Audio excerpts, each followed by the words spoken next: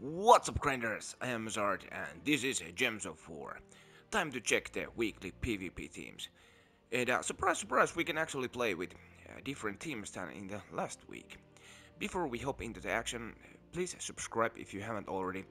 And if you dig this video, give it a thumbs up as well.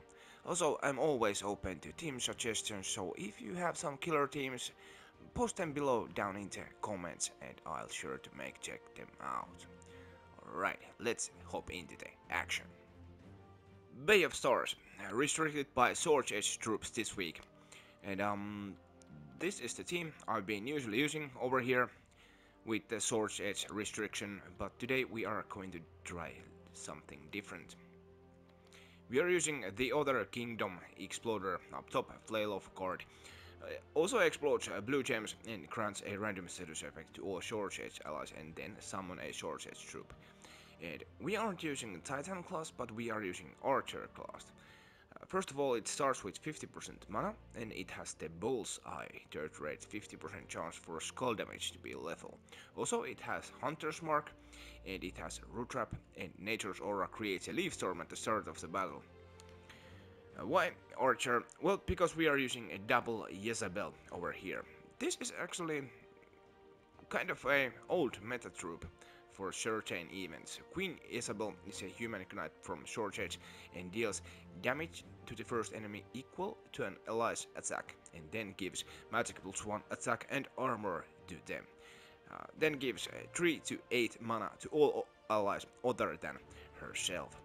So basically we are casting Jezebel in the top slot where our hero is, and when we cast Isabel, we can get some mana to our other Isabel and our weapon and Sir Quentin Hadley over here. And Isabel, as said, is going to pump up the attack, and we are going to use Sir Quentin Hadley first of all to give all knight allies a 50% start, and we can convert purple gems to yellow to feed back to the weapon, and then convert green gems to skulls. And Hadley also deals some damage to 2 random enemies, magic +2 damage it seems. Alright, so maybe we go and try this team, shall we? We start by finding yellow or red gems, or of course we can take some extra turns if the board has some. And naturally the board is not very great to us today, but I suppose we start taking by those green gems, get our Isabel up and get the mana that way. Let's take that. Now I'm casting Isabel here in the top slot. Our second Isabel is up when we cast this, or Hadley is up, and we can start checking for the extra turns. There's green the skulls alignment, let's do that. Any extra turns? Quickly checked. No, I don't think so. Let's explode the board, generate more mana from a Isabel. Let's take that and that. More explosions. Now we could convert skulls. Yes, there's an extra turn with Hadley. Let's do that. Hunter's Mark helps with the skull pokes. There. I'm not sure if it is easier to use, but I think it's actually a little bit faster than the Ulf Hurricane team, what I've been using so far. Alright. Winter's Reach, restricted by Fey troops this week. This is the build I've been usually using. It's a true damage steam. Foxfire King deals AoE true damage and Ruby Macaque deals AoE true damage.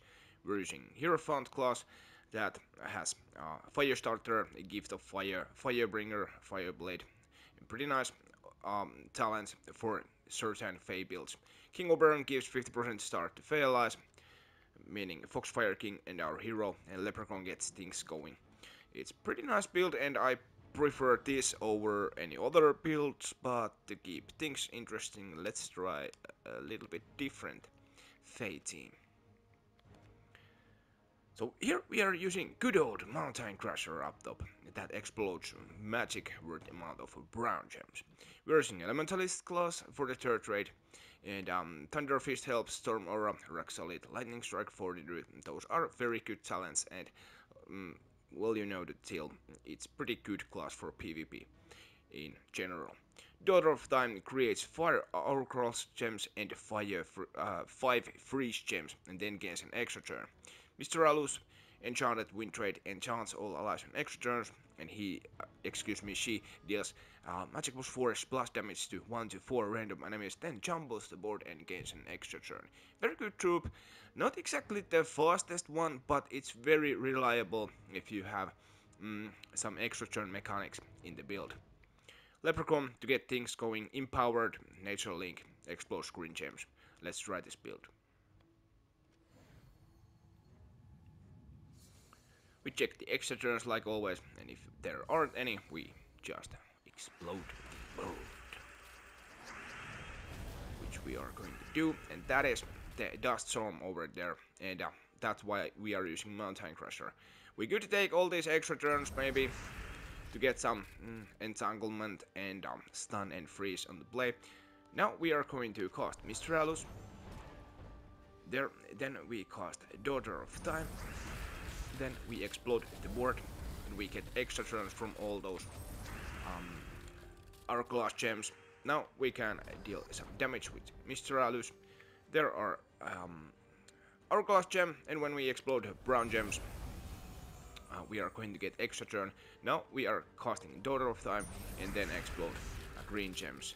Yes, to get all those brown manas to Mistralus, and then we deal hopefully the final cast, which is there. That's a match. Pretty spammy and a no-brain build, but I still prefer the AoE true damage team over this, for sure. And then we move to Aidania, which is restricted by blue troops this week. This is the build I usually would use over here. When Order starts empowered, converts red gems into yellow dragon gems. Explosions, mana generation goes usually and gets Stellarix ups, then we go and deal heavy AoE damage with Stellarix and hopefully loop. If we don't, Wand of Stars usually gets rid of the mana generation problems. And Essentia gives 50% start to all dragon allies and summons a light storm at the start of the battle, but again we are using something different over here. Good old double impo BT. Musinger starts empowered and converts purple gems to green, also Hunters marks the first enemy. Mogandesa starts empowered and converts yellow gems to green, and then whips and poisons the weakest enemy. Also it has the Dark Ancestry trait, immune to mana drain, silence, fair fire and whip. Those can help in certain circumstances, mainly in guild wars. B creates 9 green and 9 brown gems and then deals pretty nice true scatter damage, and there are independent chances to get an extra turn and half her mana pack. Arcane gains 1 magic when an ally casts a spell, and Royal Honey, unique third trait, cleanses all allies when matching extra turns. Awesome troop. We are using Arboreal Crystal that explodes magic plus 1 green gems and grants a random status effect to all elemental allies. We have only 1 elemental, our hero, but mainly we are using this for the green gem explosion, and the weapon upgrades are pretty nice. They entangle the first enemy, destroy 3 random green gems and create a leaf storm. You could swap Archer here to have the leaf storm right off the bat, but I think Elementalist and the Dust Storm works pretty nicely just as it is. Let's try this team. Check for yellows and purples, and if they are surrounded by green gems. And unfortunately, but there is a pretty nice chunk of purple to green matches. We are going to do that.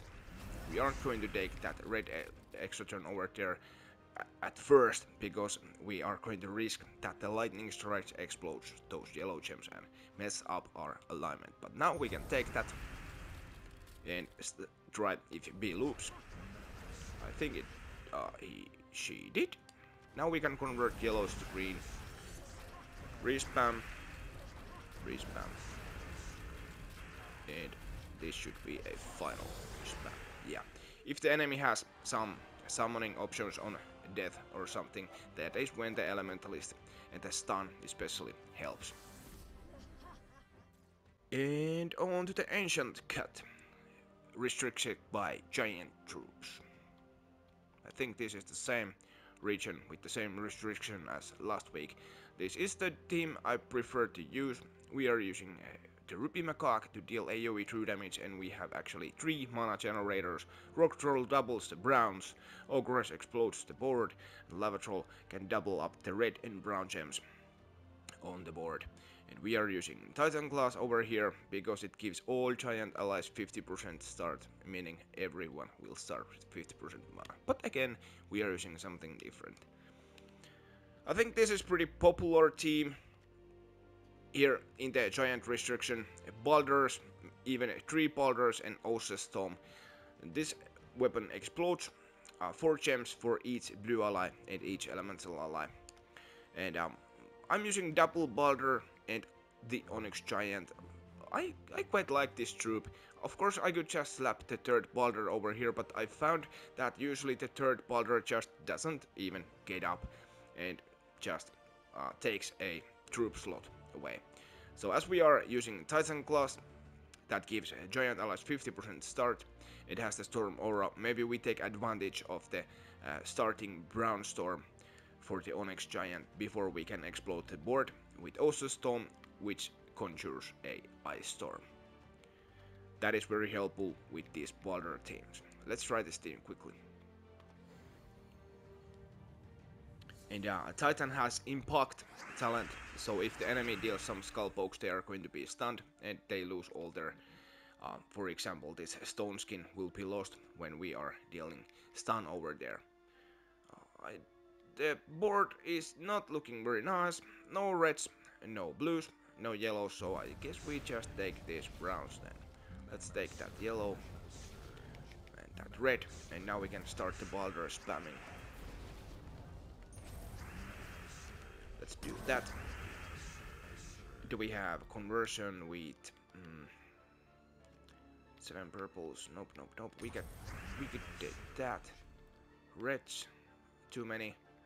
Blues, we do that. I think we cast Boulder again. And again. Green, green, red. Now I think red is pretty safe. Or we could actually take those greens. That's 100% granted extra turn. There are 8 green gems on the board. And the Onyx Giant will convert 8 gems of chosen color to Uber Doomskull. So when we pick the green, these are going to be converted to an extra turn. And will generate some mana because there are those Uber Doomskulls. And we cast Boulder. And again. And again. And we could convert green gems. That's a match. Scatter damage actually finished the fight for us. There.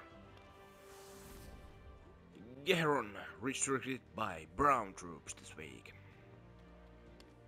This is the team I usually use in brown restrictions. Borg destroys gems. And Scourge of Honor deals AoE true damage and explodes a green gem at the start of the battle, can help with the start mana generation for Borg. Rupee Macaque AoE true damage, Mortanis Darkness, Magic +2, Lifesteal from 4 random enemies. Mechanist class gives 50% start to all mech allies, meaning Borg will start with 50% mana with this build, but we are trying something different. We're still concentrating on the true damage, but we are taking advantage of the Grey King and his awesome spell. Again, we are using Borg up top, and we are using Mechanist class. The Grey King destroys all gems of chosen color, and all enemies of that color take Magic +9 true damage and are mana drained, silenced, and frozen. King's Legion generate all ended allies gain 2 armor and magic when matching extra turns. Very, very, very good PvP troop. And we're using life and death over here if you don't have Rupee Macaque. If you do, you could slap that over here. The Ghost Queen gives all undead allies 50% start. Then you can steal 7 mana from an enemy and then steal magic +3 life. Boost by purple gems on the board, and the boost ratio seems to be 1:1. Mainly we are using Ghost Queen to get a little bit faster start for Grey King.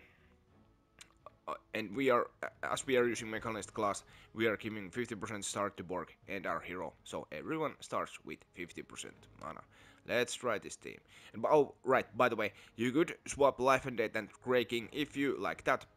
When the life and death is a slot over here, it's 100% mana blocked, but I'm not sure if that is a big problem over here.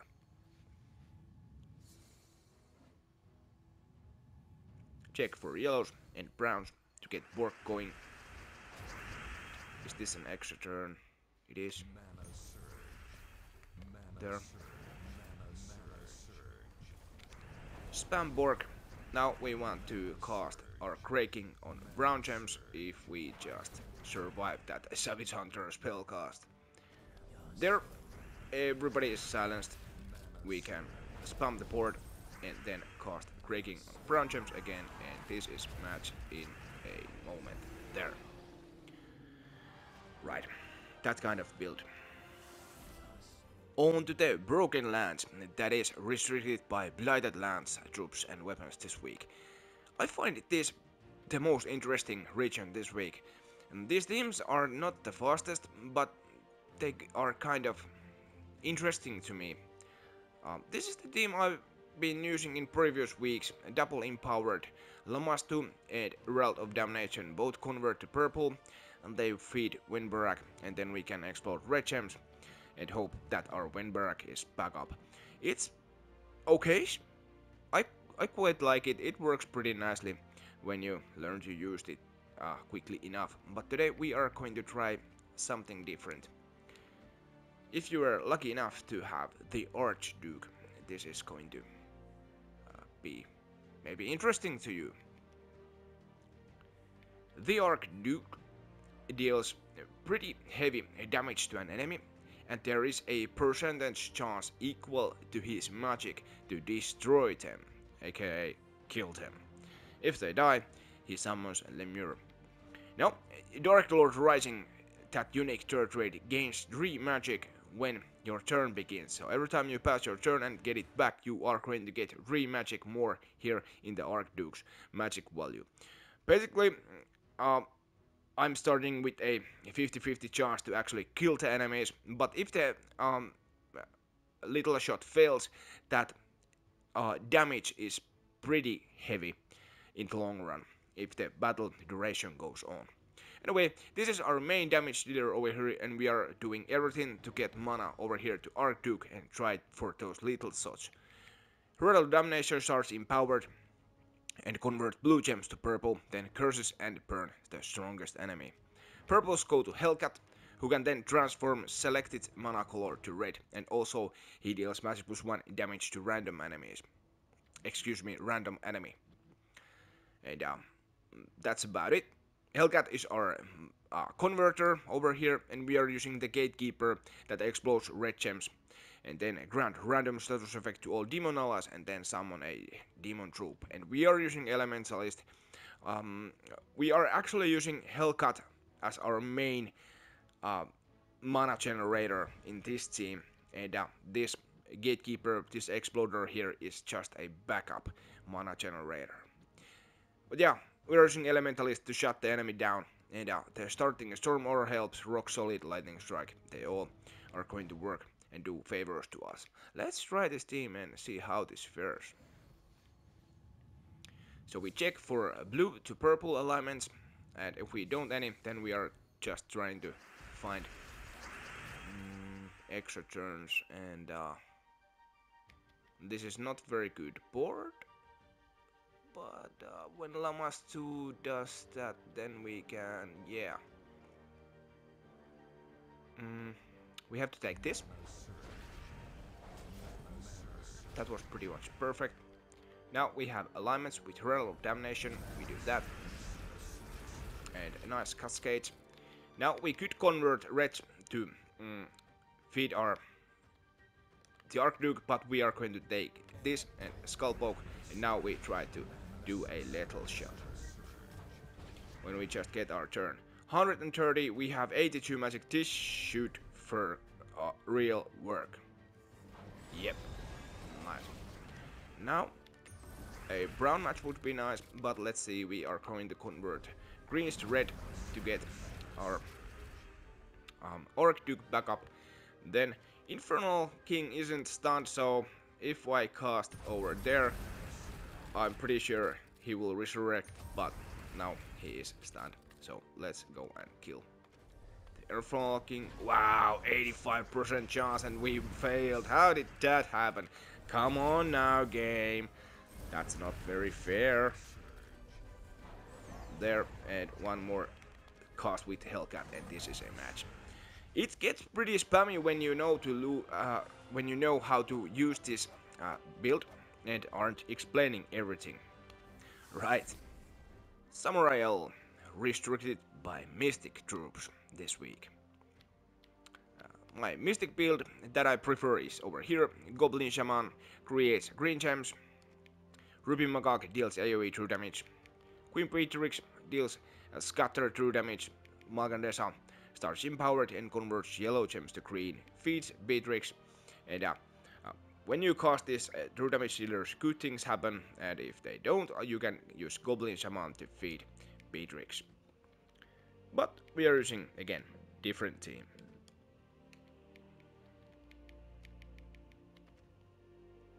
We're using the Soothsayer trick. Soothsayer starts empowered, and then you pick a purple gem, and it will destroy its row and column. Right? When you pick the purple gem, carefully that the row and the column won't have many skulls. You are going to feed Wand of Stars ready to rock. We are using Sun Spear class, so when we cast Wand of Stars, hopefully our Queen Titanias are up, and she will deal pretty heavy AoE damage to all enemies, because it is boosted by red gems and red allies. And also, if there are 13 or more red gems, she will gain an extra turn. Summer Whale Fairy fires a random enemy on extra turns. We're using, again, the Sun Spear class to create that Firestorm at the start of every turn, but also Snap Freeze, Root Trap, Deluge, Firebringer, Fireblade, they all help. Let's try this team. Find purple gem and cast Soothsayer, and hopefully your wand is up. We take that extra turn, of course, first. Well, that works nicely. If we could just... let's do that maybe now. Nope, still 12, but let's cast our wand. Yeah, this is an extra turn. Enemies are very fired. Another cast, followed by wand cast, and one more cast, and that's a match. Hey, it's pretty nice team, even if I say it myself. And on to the Maraji Expanse, restricted by monster troops this week. We gotta fight against Kruark the Dread, but hopefully that nasty troop is slowed into 4th position. 5% chance to devour on skull damage, that is not very nice. Anyway, here is our team that I prefer to use. Boxy, Wand of Stars, Crimson Bat, Arachnia Weaver, true damage build with double mana generators. And this next build isn't that much different, and to be honest, not that much better either. Boxy is our only proper mana generator over here, but Ruby Macaque deals AoE true damage and can work as mana generator. Shogorat deals true damage to the first and last enemies and then explodes 5 gems of the most used ally mana color. It could be green, it could be blue, it could be purple, we can't tell for sure because none of the mana colors over here is superior to others. If we had a green weapon over here, then we would ensure that Shogorat always explodes green gems. But in this case, it could be any of those 3 mentioned gem colors. And Arachnia Weaver webs all enemies and deals magic plus 5 true damage to the last 2 enemies, and if an enemy dies, explodes 15 gems. I prefer to use the Wand of Stars team, because Boxy isn't actually the most reliable mana generator, or let's say gem destroyer. He destroys gems and entangles random enemy, and Also, the Tangle Trade inflicts Entangle when doing skull damage, and Bark Skin of course helps, but as he is just a monocolor troops, it seems that the 8 is just slightly little bit too much, even if we are using Archer class with the Leaf Storm.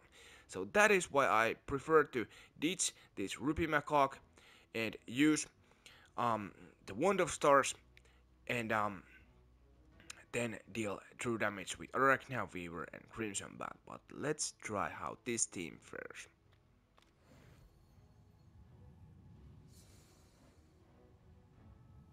Check for greens. Those would be awesome. That exploded the board. Start the spamming process. Can we kill? Yes, we can. That is going to explode the board. Sugar at cast, followed by Arachnia Weaver cast, followed by Ruby cast. And that worked pretty nicely, but hey, it doesn't always go like that. I prefer to use a double true damage dealers and Boxy and Wand of Stars myself, trust me. And the last region this week, Southwild, is resurrected by yellow troops. We're fighting against Wolfrat Thidol and against Arc Proxy Evendra and Daughter of Yasmin. And this troop is going to conjure a Leaf Storm if she casts. This is the team I would use. Hecatel starts empowered, converts blue gems to yellow and conjures Light Storm. Yellow gems go to Borg, and as we are using Mechanist class, the Borg usually is up if we can just connect some yellows or browns, and we deal AoE damage with Stellaris and hopefully loop. But let's try. Different setup. Good old Phonesia and Tink build. Did you forget this exists? Yeah. Borg up top. Phonesia deals magic +1 damage to all enemies boosted by red and burning gems, and if there is a firestorm, she deals double damage. Very good AoE damage from Phonesia. Versing Dawnbringer as a backup backup damage dealer. Deals magic +2 damage to all enemies boosted by yellow allies and enemies, and gives all allies power, and if there are 30 or more red gems, gains 2 magic. Mechanist class doesn't have Firestorm, right? We absolutely want to have Firestorm when we're using Phonesia, but Think Steam Whistle has that Flux Capacitor third trait that conjures an Electrostorm when your turn begins. Electrostorm is one of those dual storm, and it happens to be yellow and red dual storm. So that means there is Firestorm running, and because this troop has Fortitude, you cannot stun that except if you curse the troop first.